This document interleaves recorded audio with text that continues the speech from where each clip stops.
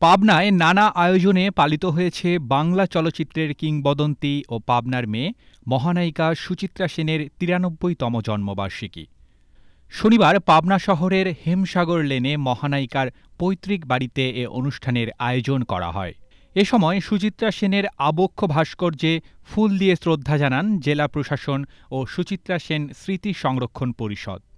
পরে এক আলোচনা সভা অনুষ্ঠিত হয়। অনুষ্ঠানে মহানায়িকার মেয়ে মুনমুন সেন ও কলকাতার জনপ্রিয় নায়িকা ঋতুপর্ণা সেনগুপ্ত মুঠোফোনে যুক্ত হয়ে জেলা প্রশাসকের সঙ্গে কথা বলেন।